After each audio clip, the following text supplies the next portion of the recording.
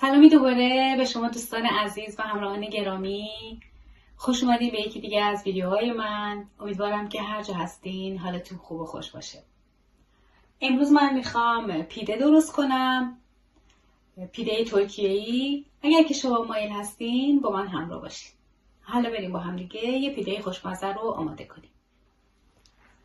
من مواد خمیرش رو اینجا آماده کردم. اول باید خمیرش رو آماده کنیم، بعد مواد داخلش رو.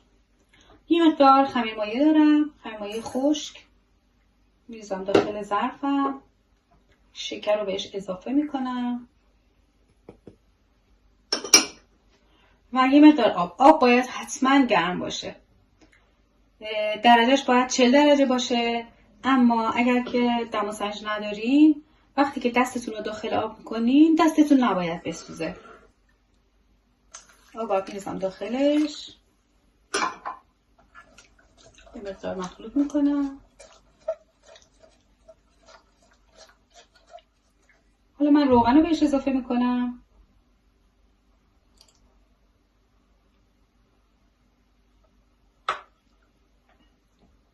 بعد شیری که دارم رو اضافه میکنم. شیرم حتما باید گرم باشه.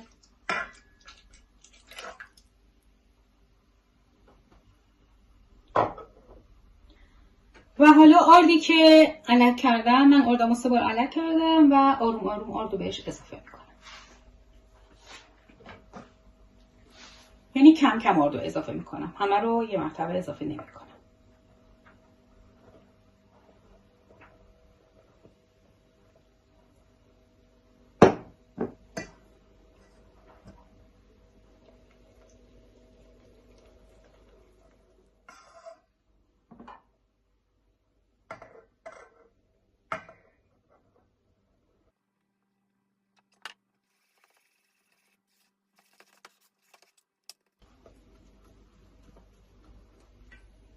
حالا با دست باید همش بزنم دیگه.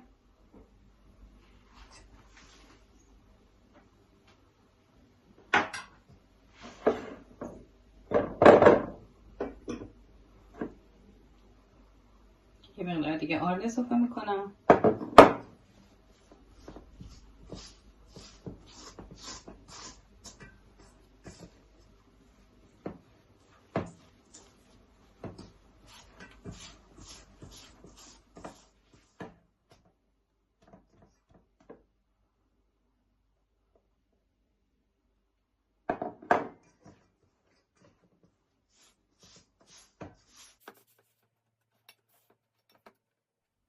خب دوستای عزیز، الان خمیر به این شکل در اومده. من اینو میذارمش روی سطح کار. یکم آرد ریختم همونطور که میبینین و اینو ورزش میدم. در ضمن نمکش هم اضافه کردم. متأ دیگه یادم رفت فیلم بگیرم. حالا باید خمیر رو اینجوری با کف دست فرض بدیم تا خمیرمون چسبندگیشو از دست بده و یه خمیر لطیف و نرمی به دست بیاد. یه 5-6 دقیقه اینو ورز بدیم درست میشه.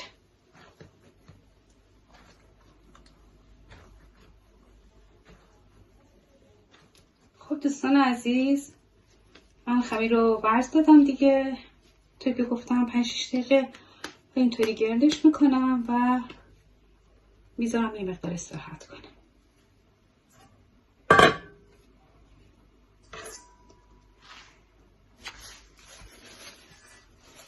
روش فایلیه میکشم و داخل محیط آشپزخونه که محیط گرمیه میذارمش 1 ساعت تا 1 ساعت و نیم استراحت کنه تا حجمش 2 برابر بشه.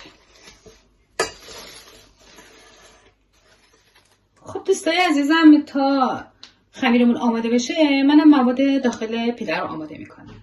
اینجا تمام موادش رو من چیدم. الان براتون میگم که چه چیزایی لازم داره. اولین چیزی که لازم داریم گوشت چرخ کرده است که من از گوشت چرخ کرده مرغ استفاده میکنم. شما میتونید چرخ کرده گوسفندی یا اینکه گوساله هم استفاده کنید، فرقی نمیکنه. یا حالا هر گوشتی که دوست دارید مایل هستید. یه مقدار من گوجه فرنگی رو خورد کردم، ریز ریز نگینی. اینجا پیاز خورد کردم، پیاز قرمز گذاشتم، 2 تا حب سیب، یکم جعفری، یکم فلفل دلمه‌ای و پنیر پیتزا، پنیر معمولی پیتزا یا حالا هر پنیری که داریم فرقی نمیکنه. طوری خورد شده باید باشه. ولی ادویه‌هاش هم که لازم داریم نمک، فلفل سیاه، پاپریکا، اورگانو، یک کمم روغن برای سرخ کردن. خب من گاز روشن کردم، یه دونه مایتابه گذاشتم روی گاز، یکم روغن میریزم داخلش،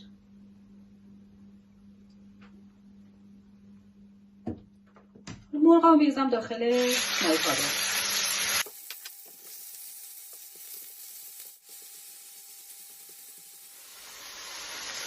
من سیرم اضافه میکنم،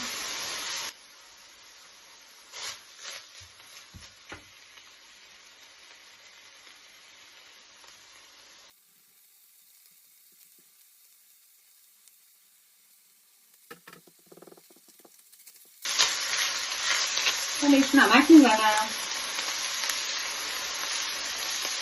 نمکش خیلی زیاد نمیزنم به خاطر اینکه پنیر میاد روش و احتمال داره که شور بشه. خب همین یکم باید برای نمکش دقت کنیم که زیاد نمک نزنیم.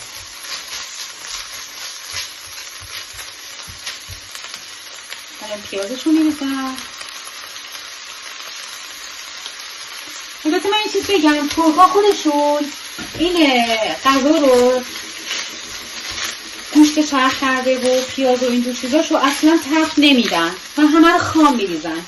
یعنی تمام این مواد خام با هم دیگه مخلوط میکنن و میریزن روی خمیر، بعد دیگه فقط داخل فر میپزه. اما ما ایرانی ها ذائقمون اینجوری خیلی یعنی جور نیست با اینکه گوشت نپخته باشه یا اینکه سرخ نشده باشه. البته تو فر میپزه ها، اگر شما دوست داشته باشین میتونید اونجوری درست کنین، ولی من خودم خیلی مایل نیستم که اونطوری این غذا رو درست کنم. به خاطر همین همه رو اول یه تفت میدم، بعد میریزم روی خمیر پیله و میذارم داخل فر.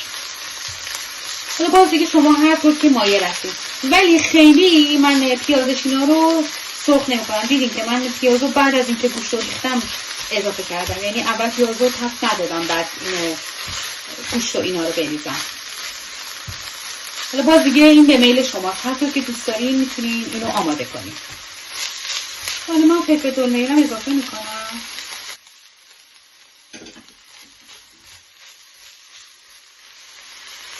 من چیزی که یادم رفته بود روغ بوده که الان من یه قاشقم روغ میریزم، یه قاشق پر.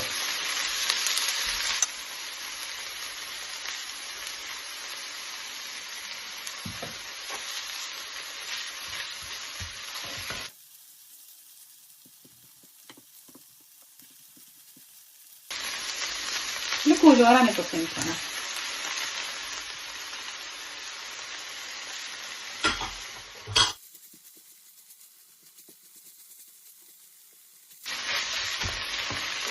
الان ادویه‌هاش هم میزنم،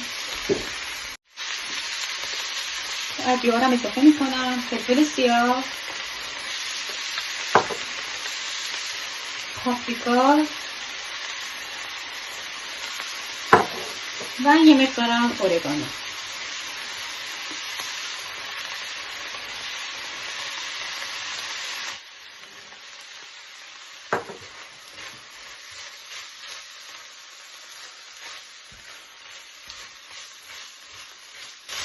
اینو همه رو با هم خوب مخلوط میکنم.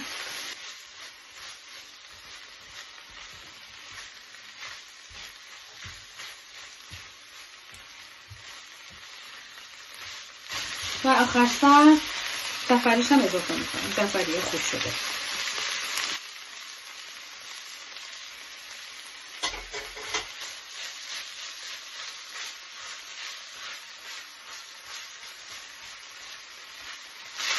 من یه قاشق غذاخوری زعفران ریختم، شما اگه دوست داشته باشین میتونید یکم بیشتر هم بریزین، یا حتی اگه گشنیز داشتین میتونید گشنیز هم بریزین اگر دوست داشته باشین.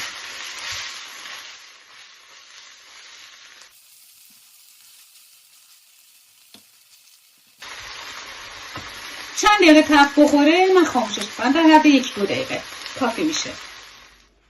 خب خمیرمون هم حسابی پخت کرده.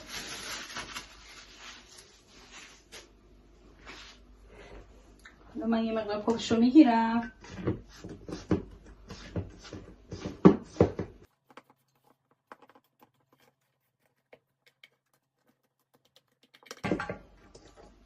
کاربونه یکم من آرد میپاشم.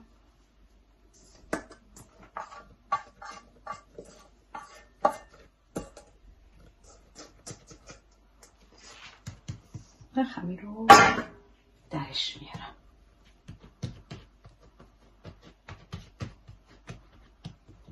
حالا خمیر رو به چند تا قسمت مساوی تقسیمش میکنم. من اینو 4 قسمت میکنم.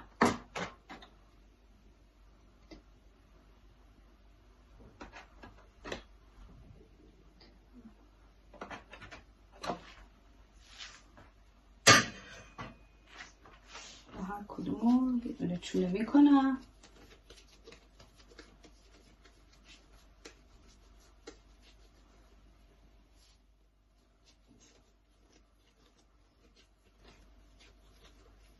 اینم آخرش.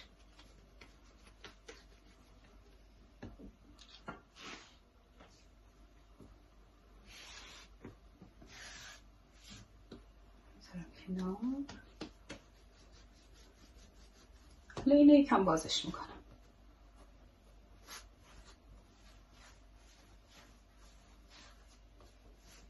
این حالت استوانه اینطوری، چون میخوایم خمیرمون یه خمیر این مقدار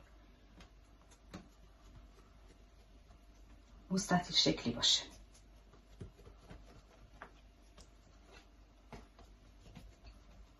در ضمن الان باید فرتونم روشن کنین، بذارین روی 180 درجه تا گرم بشه، به خاطر اینکه وقتی میخوایم خمیر رو بذاریم داخل فر داغ باشه.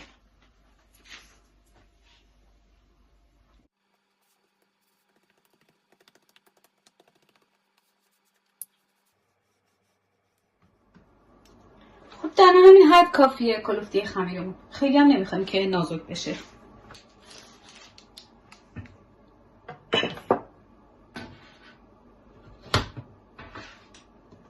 من میذارمش داخل سینی. حتما قبل از اینکه خمیرتون رو پر کنین بذارین داخل سینی، چون اگه پرش کنین بعد بخواین بذارین داخل سینی، بعد دیگه بلند کردنش خیلی سخت میشه و موادش ممکنه که جابجا بشه. اینطوری راحت تره.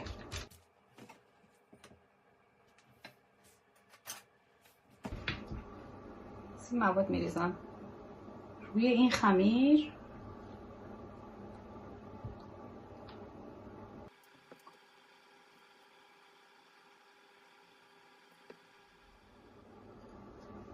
از پنیری که داریم هم یه مقدار میریزم روش.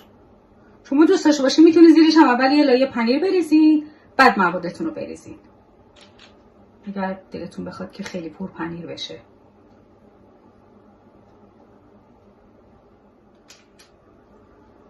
به لبه هاشو یکم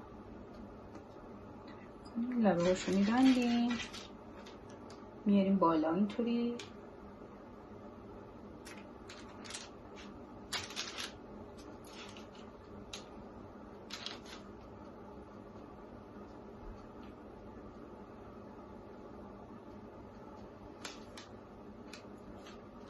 جارم اینطوری به هم دیگه وصل میکنیم.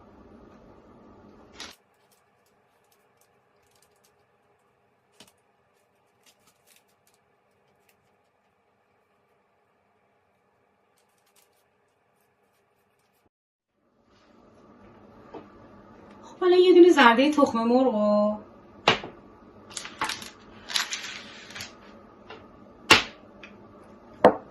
من یه قاشق شیر بهش اضافه میکنم. برای رومال پیده هامون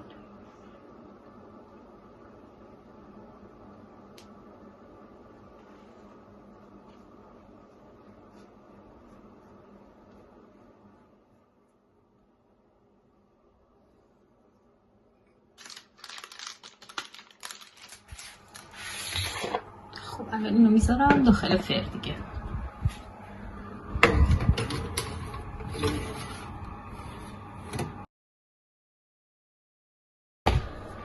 روی 200 درجه 25 تا 30 دقیقه.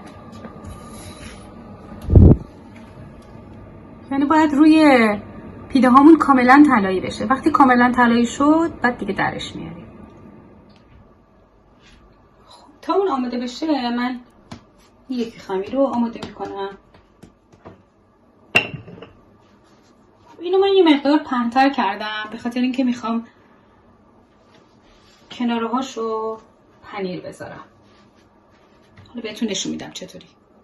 اینجا من یه مقدار پنیر فتا و پنیر پیتزا رو با هم دیگه مخلوط میکنم.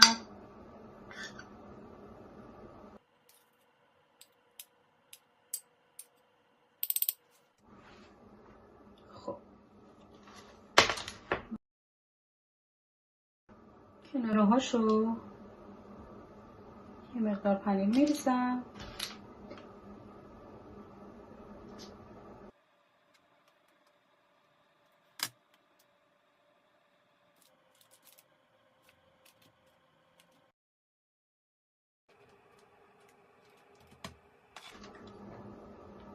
به این طرف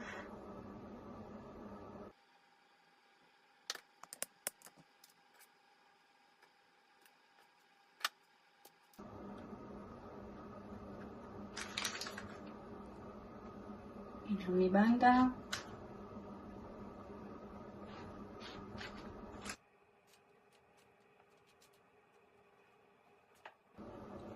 پاییناش هم همینجوری پنیر میریزم و میبندم.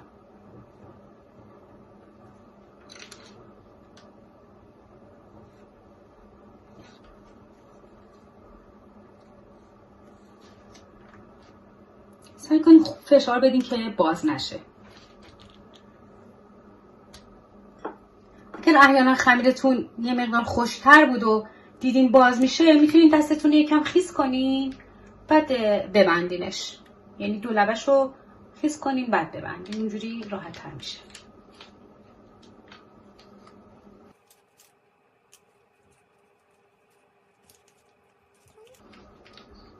ببندینش که همون حالت قایق رو پیدا کنه. یکم هم میتونین اینطوری بکشین به خاطر اینکه یه ذره بازتر بشه.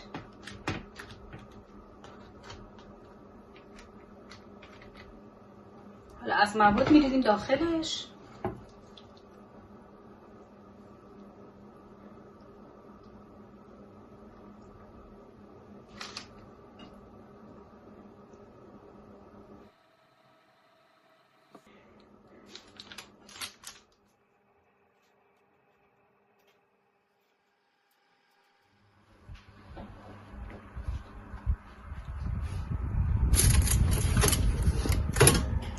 پیدمون آماده شد.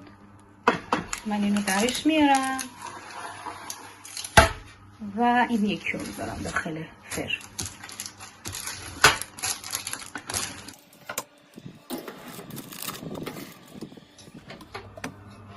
خب دوستای عزیزم، الان من یکی رو در میارم و یه مقدار پنیر میریزم روش. بعد دوباره میذارمش داخل فر.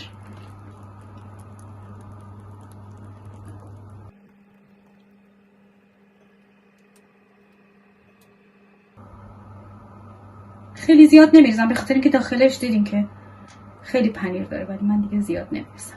همینقدر کافیه.